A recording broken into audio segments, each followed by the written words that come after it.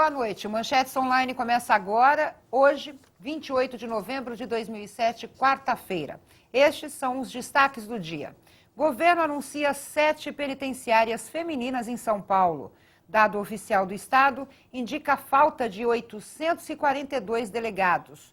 Obras do Rodoanel deixam 1.200.000 sem água no ABC. E Unicef, política envergonha 37% dos jovens do país. Para comentar as notícias, estamos recebendo aqui no estúdio da TV Assembleia deputado Fernando Capês, do PSDB, deputada Darcy Vera, do Democratas, e o deputado Cido Sério, do PT. Vamos à primeira manchete de hoje. Governo anuncia 7 penitenciárias femininas em São Paulo. Por conta do aumento de mulheres presas no estado, que mais que dobrou nos últimos 7 anos, a Secretaria de Administração Penitenciária de São Paulo divulgou o investimento de 170 milhões de reais para a construção de 7 penitenciárias femininas para 2008. Eu vou começar com a deputada Darcy Vera. Deputada, a gente viu essa semana uma situação que chamou a atenção, que foi o caso da menina em Abaetetuba, no Pará, que ficou presa com 20 homens na mesma cela. E a gente vê o anúncio do governo para a construção de mais vagas, exatamente pela demanda que existe hoje. Tivemos um outro caso que foi denunciado, mas ela disse que não sofreu qualquer tipo de abuso dentro da delegacia. O governo anunciando essas 7 penitenciárias femininas é muito interessante, principalmente por causa do número de presas que antes eram de 4.999 presas em 2000 e hoje o número de detentas é de 10.381, distribuídas em 10 unidades femininas. Então a gente percebe aí que o número é muito grande de presas, de detentas e o número de penitenciárias femininas muito pequeno. Eu vejo que há essa necessidade com urgência e o governo anunciando que vai realmente criar essas penitenciárias para que possam ser tratadas com mais dignidade. Inclusive, vendo a questão aí dos direitos humanos, eu fico contente pelo fato de ver que elas ficarão melhores. E fico triste ao ver que o número de detentas no nosso estado também tem aumentado, tem crescido. Então tem o lado positivo, que é a criação das penitenciárias femininas, e o negativo, que é, infelizmente, o aumento de detentas no estado de São Paulo. E eu questiono exatamente o deputado Fernando Capês sobre isso. A que devemos esse aumento de mulheres criminosas, vamos dizer assim? Olha, Ana, eu não sei se nós temos um aumento de mulheres criminosas. O problema é que a polícia de São Paulo tem prendido cada vez mais. Significa que a nossa polícia, seja a polícia civil, seja a polícia militar, tem atuado dentro da legalidade e com eficiência obtido cada vez mais prisões.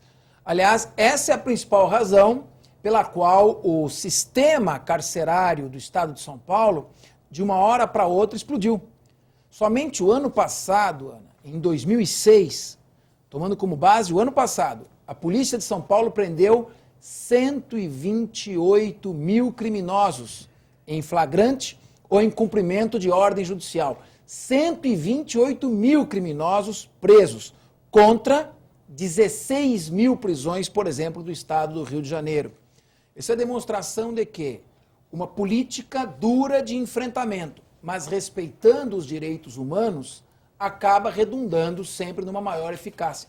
Tanto que o índice de homicídios de 1999 a esse ano reduziu em mais de 70%. Então, não me parece que as mulheres estejam delinquindo mais crimes. Me parece, ao contrário, respondendo a sua pergunta, que a polícia está prendendo. E me parece esse número de penitenciárias que está sendo construído agora, as penitenciárias novas que estão chegando, é fruto também de um planejamento e da capacidade de investimento que o Estado de São Paulo está readquirindo.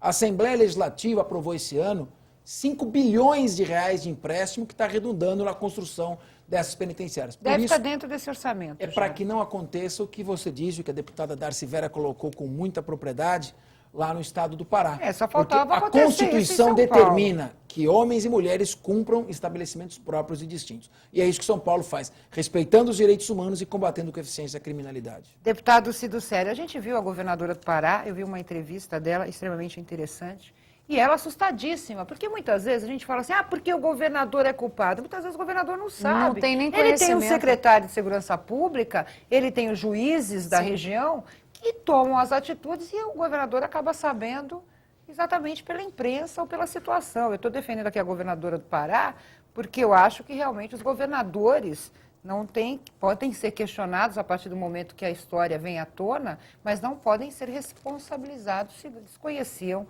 o fato. Deputado Cido Sério. Olha, Ana, primeiro nós precisamos, o caso do Pará, que me parece que no Brasil deixou todo chocado, eu inclusive fiquei... Pior quando a gente descobriu que não foi o único, um único, mas uma situação absurda. Então, né, não há nada a não ser condenar. E acho que a governadora Ana fez isso, Ana Júlia. Agora, o fato de nós termos em 2000, 5 mil, em 2007, 10.300, mostra primeiro que alguma coisa vai mal. É na minha modestíssima opinião, né? O sistema carcerário brasileiro não é bom em São Paulo, não é péssimo no Pará, pelo jeito. Eu tive a oportunidade de, no mês passado, retrasado, inaugurar, junto com o Comitê de Ação de Cidadania, a Associação dos Funcionários do Banespa, o pessoal do Banco do Brasil, do Verbo do Divino, 6 parquinhos na penitenciária feminina de Santana, para que os filhos das presas pudessem ter algum estímulo para ir lá, porque antes elas não tinham, enfim, e há um círculo vicioso de que o filho da presidiária, o que ele será no futuro presidiário. Então, nós tentamos criar elementos lúdicos para que as crianças tivessem o que fazer quando vai visitar as mães. Uma penitenciária que acho que, eu vou falar aqui de cabeça, eu não tenho a capacidade do deputado Capês, mas se não me engano, 2.000 pessoas, 2.000 presas, tem o dobro, ok? Mas então, todas as penitenciárias femininas estão superlotadas. E que foi um evento muito bacana, assim, muito legal, mas que mostra que nós precisamos, além de construir penitenciárias, discutir políticas inclusivas, discutir como resgatar a cidadania do nosso povo, das nossas mulheres, né, que são tão importantes. Eu acho que se a gente não tiver uma visão para o todo, para tentar resolver essa questão, vai chegar um dia que nós vamos precisar ter muitas penitenciárias, muitas mais e muitas mais. Se a gente não fizer uma política em São Paulo, que é o estado mais rico da federação, para acabar com a pobreza, para capacitar, para incluir, certamente esses dados não diminuirão. A gente espera que isso aconteça no Brasil como um todo, né? Não só o Brasil, na verdade, você sabe que tem até teve o dado positivo do IDH agora, né? A CEPAL, esses dias atrás, fez uma matéria muito bacana, a Comissão Econômica para a América Latina e o Caribe, que o nível da miséria no Brasil diminuiu muito com a política de transferência de renda. Quer dizer, são ações que nós devemos fazer em todos os estados para que a gente não tenha que discutir 170 milhões. Imagine se a gente pudesse colocar 170 milhões na educação, na saúde, infraestrutura, como seria em esporte, em lazer, como seria muito melhor para o povo do nosso estado. É verdade, Ana, mas nós temos até uma boa notícia, inclusive porque foi aprovado na Assembleia esta semana aí 58 vagas de tenentes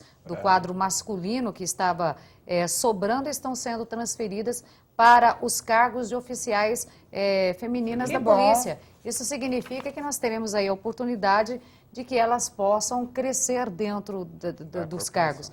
Nós temos, inclusive, 15 casos que não foram promovidos porque não tinha essa oportunidade, e a partir agora de 15 de dezembro teremos aí vagas de tenentes para as mulheres. Então, e o que fortalece isso é a representação feminina na Assembleia, que eu tenho certeza que cobrou a aprovação dessa medida, o que é extremamente interessante e importante para o fortalecimento das carreiras, né, das mulheres no estado de São Paulo. A gente vai para a segunda matéria falando sobre os delegados aqui em São Paulo. Vamos lá. Dado oficial de São Paulo indica a falta de 842 delegados. O déficit de delegados de polícia no estado de São Paulo pode chegar a 25% dos 3.300 profissionais ativos, ou seja, seria necessária a contratação de 842 delegados. Deputado Cido Sério, é uma informação que me preocupou, porque a gente vê delegados sobrecarregados, ou seja, atuando em várias delegacias, a gente tem a questão salarial. Como mudar esse perfil? Realizar um novo concurso público? Como é que o governo deve se comportar com essa informação? Primeiro, precisa acertar a questão salarial dos delegados. O estado de São Paulo é o que paga o pior ou O menor. os piores salários para Só perde para Paraíba. Só perde para Paraíba. Então, primeiro é preciso que se corrija, porque até perde a atração. Então, é uma atividade de risco, né? E com baixo salário, quem que vai se inscrever quem que vai querer disputar esse emprego, né? Então, eu acho que nós precisávamos, acho que a Assembleia pode e deve fazer isso, discutir, acertar a legislação para que o vencimento seja equiparado, por exemplo, dos promotores, né? Isso é importantíssimo, é uma reivindicação da categoria em São Paulo, que se não me engano, eu vi uma avaliação do governo americano de que era uma das melhores polícias, a Polícia Civil de São Paulo é uma das melhores do mundo, está entre as mais. Eu não sei dizer o local em que ela, enfim, com o pior salário do mundo, com certeza é o pior salário, porque se nós só perdemos para Paraíba, no resto do mundo não devemos ganhar de ninguém. No Distrito Federal de 11.600, em Mato Grosso 8.900, no Paraná 8.800, Agora, Paraíba 3.600, São Paulo 3.600 a 4.200. De qualquer maneira, é preocupante o fato de que um delegado, lá na minha região, em Araçatuba, o delegado tem que cuidar de 3, 4, 5 cidades, e uma de todas as delegacias, inclusive a da mulher, quer dizer, é algo impossível de ser feito. Ana, Oi, deputada, pode dizer. em Ribeirão Preto, o doutor Anivaldo Registro, que ele cuida do CPI 3 do interior, ele fez um levantamento que dos 93 municípios, 32 cidades da região de Ribeirão Preto não têm delegados. Por exemplo, Então, ficam a cidade de Sales de Oliveira, se ocorre um homicídio em Sales de Oliveira, é necessário que haja o deslocamento para, por exemplo, no Poranga.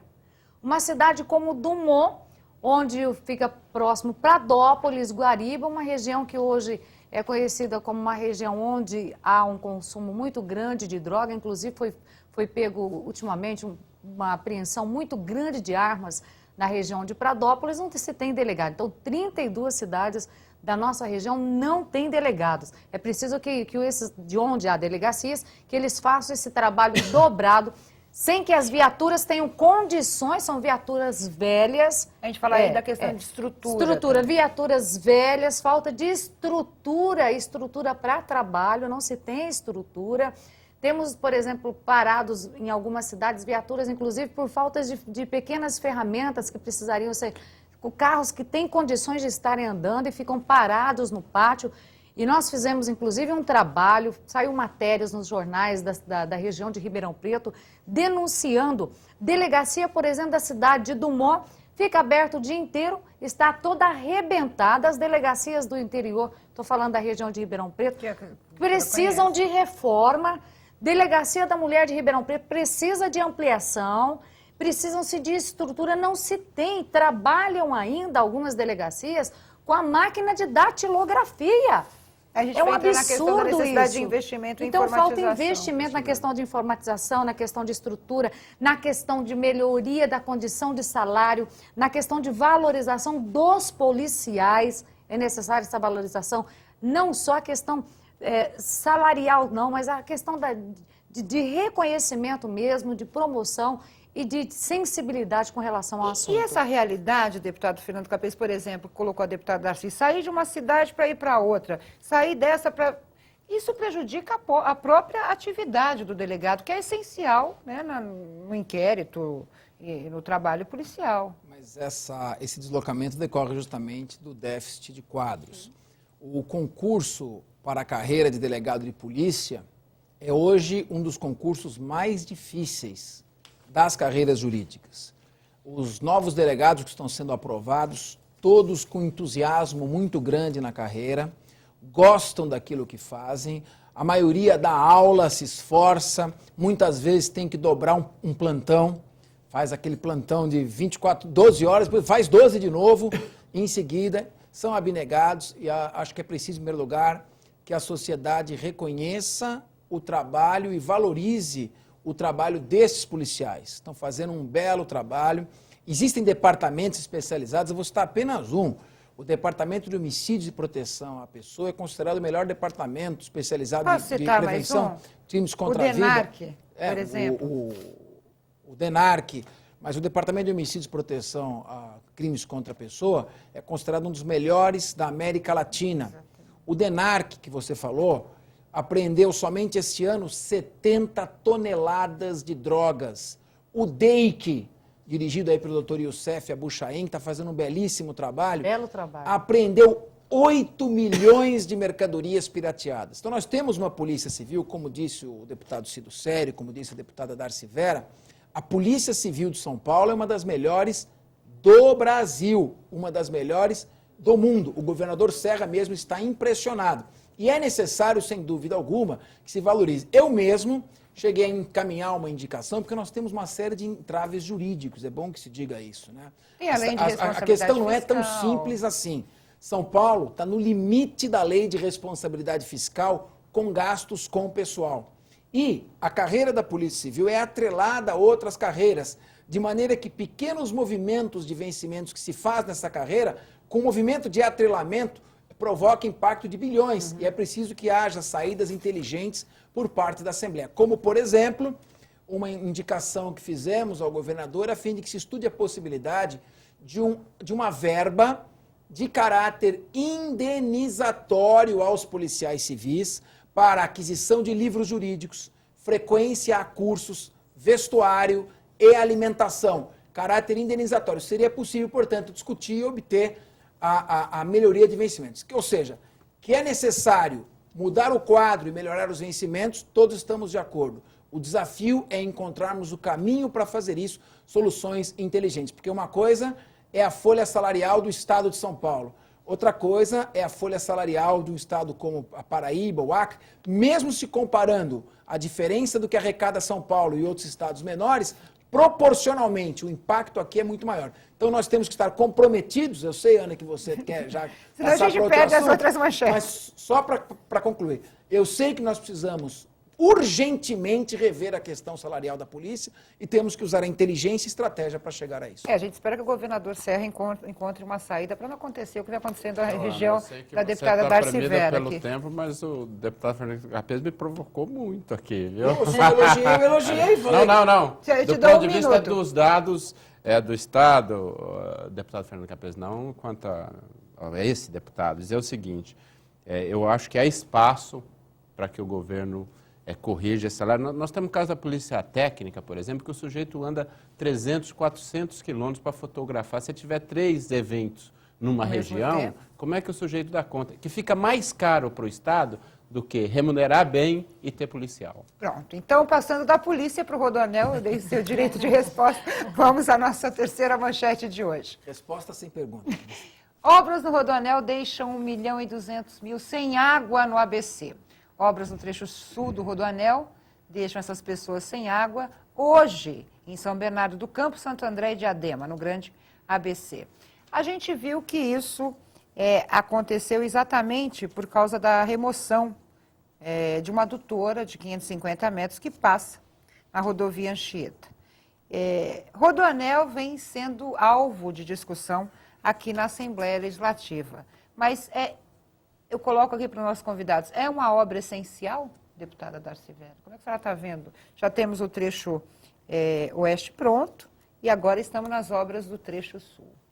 Olha, eu vejo como uma obra importante. Agora, a questão de deixar mais de 1.200.000 pessoas sem água é uma questão gritante, é uma questão absurda.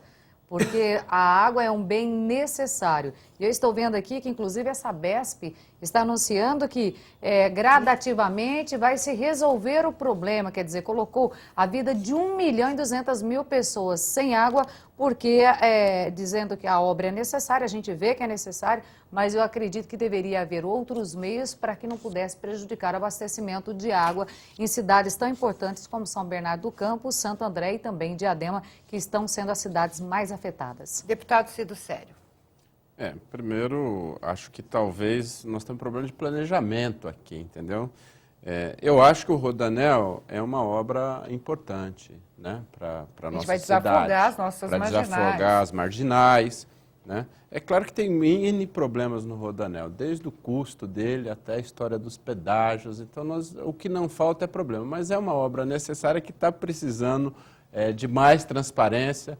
E, claro, é um absurdo deixar as pessoas sem água. Isso eu concordo aí com a deputada Darcy, que não tenho... Qual o comentário? Não, imagina a situação da mulher, o desespero que ela fica.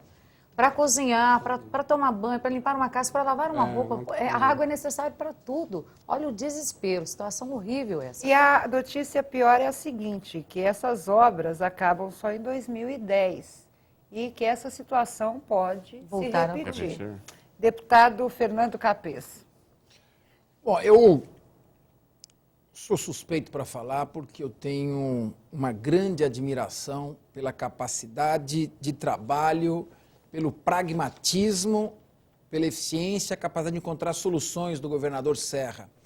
O completar o Rodoanel é essencial. A quantidade de gás carbônico despejada na cidade de São Paulo pelo acúmulo de trânsito, de caminhões parados na marginal. Um caminhão que tem que fazer um trecho para chegar até a rodovia Imigrantes ou a Anchieta, ele tem que atravessar São Paulo inteiro, atravessar a Avenida dos Bandeirantes. Quer dizer, é uma irracionalidade. Então, o governador Serra teve coragem de enfrentar uma série de entraves burocráticos de natureza ambiental, de levar esse projeto adiante, de viabilizá-lo com uma obra séria, feita com responsabilidade.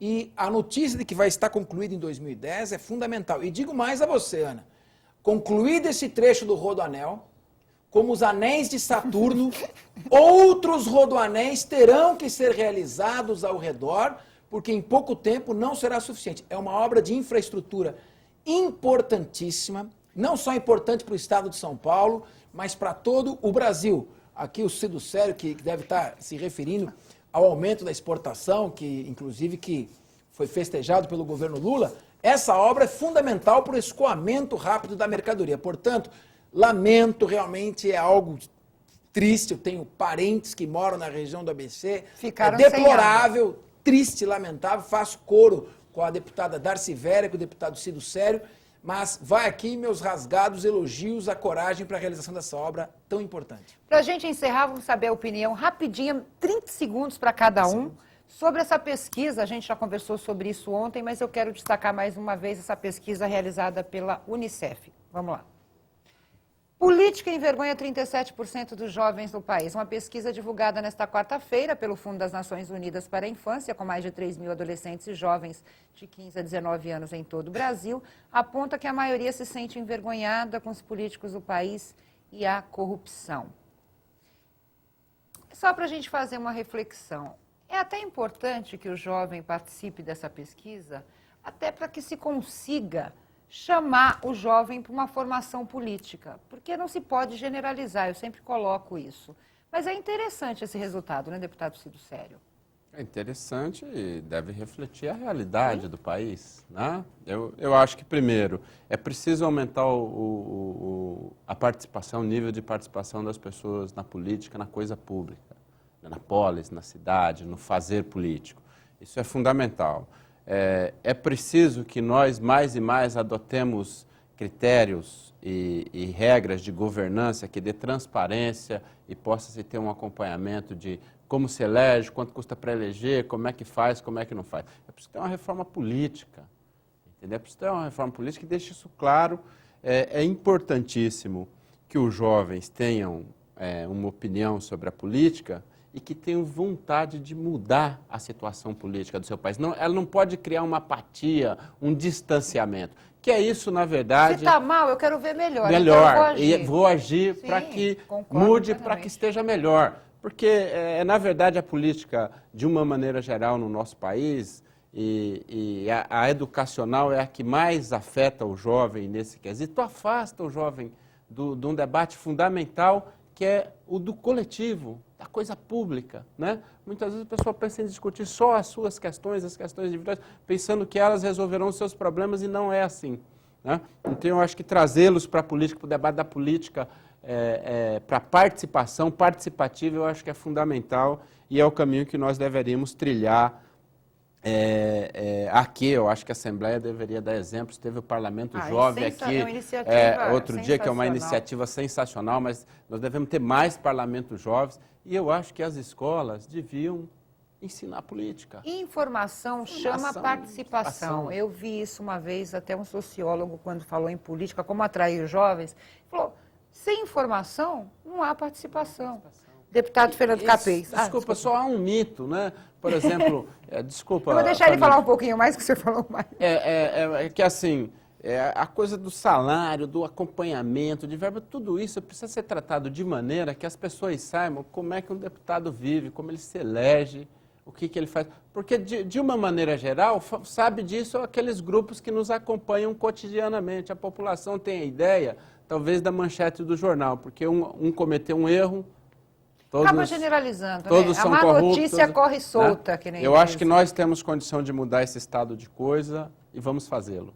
Eu acredito nisso. Eu quero que minha filha participe com 10 anos de idade e comece aí já a entender o que é política no país. Entre os assuntos, deputado Capês, que causam insatisfação, também foram apontados o desemprego, a fome e a miséria, as drogas, a violência, o racismo e as injustiças sociais. Bem interessante esse resultado. Quer dizer, a realidade sendo tratada pelos jovens.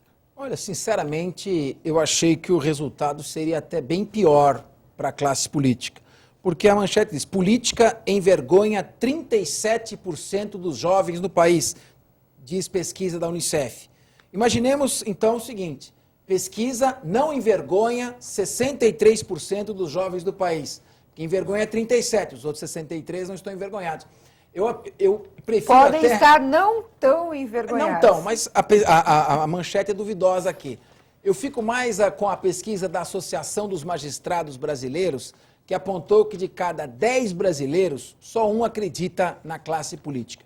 Isso é fruto de uma sucessão de escândalos que vêm sendo mostrados, da falta de postura de muitos políticos, mas também existem iniciativas boas no Legislativo, mesmo no Congresso Nacional. Poderia a imprensa também mostrar esse outro lado, que existem bons políticos. Eu mesmo, que estou começando agora a carreira política, posso dizer que eu estou positivamente, estou bem impressionado com o nível dos deputados da Assembleia Legislativa, não apenas nível de capacitação, mas também nível moral. Acho que isso reflete uma insatisfação em geral da população, ou seja, segurança pública. É que vocês acabam pagando pelos erros dos outros, mas né? Não é errado, a gente tem que vestir a camisa, nós somos políticos, então é nossa responsabilidade zelar para que haja uma melhoria no resultado dessa pesquisa e melhorar para que haja respostas sociais mais importantes e que para a população comece a ver o político não como alguém interessado nos seus interesses próprios, mas no interesse público. E para tanto, já encerrando, que eu sei que você está com a mãozinha assim, nos bastidores, apenas dizer a você, você se lembra em quem você votou para deputado na última eleição? Se você não se lembra, você está contribuindo para que esse estado de coisas continue como está. E se você se lembra, procure o seu deputado, veja o que ele está fazendo, cobre o deputado, fique em cima dele, porque esse tipo de fiscalização e a consciência no momento de votar é que vai aos poucos mudar o conceito que nós mesmos temos de nossos políticos. Deputada, eu aproveito e falo o seguinte, deputada, uma conversinha de comadre aqui. Chegou a hora também das mulheres participarem mais efetivamente. É verdade. Essa questão da insatisfação que eu estava vendo nessa reportagem aqui se deu com jovens que estão e que realmente começa a despontar e começa a perceber um pouquinho as questões políticas, porque com 16 anos começa a votar, mas também começa a cobrar dos seus políticos. Cadê meu emprego? Cadê minha oportunidade de entrar na faculdade? Cadê as universidades públicas que estão prometidas? Cadê a desigualdade social que até hoje continua gritando? Cadê o emprego do meu pai? Cadê o arroz lá da minha mãe? Cadê a casa própria? Então é o despertar político desses jovens e a insatisfação vem realmente do desemprego e da falta de oportunidade que se tem nesta idade. Então eu vejo aqui que esses jovens insatisfeitos são os que participam. Agora, há necessidade também de que haja uma participação muito maior das mulheres na política. Dentre os 94 deputados aqui na Assembleia, nós somos em 11 mulheres, quer dizer, um número muito pequeno. Acho que a mulher tem que participar. 10%. O país é um país feminino, 52%, 52,37% são brasileiras. A nossa região tem, Ribeirão Preto, por exemplo, tem muito mais mulheres do que homens. Então, a gente percebe que o número de eleitoras são maiores, mas o número de mulheres e participação na política ainda é muito pequeno, o percentual é muito pouco, e eu convido você a participar das decisões e do futuro do nosso país. Muito obrigada, deputada Darcy Vera, deputado Cido Sério, deputado Fernando Capês. Quero agradecer principalmente a você e continue agora com a programação da TV Assembleia e o Jornal do Parlamento. Uma boa noite e até amanhã.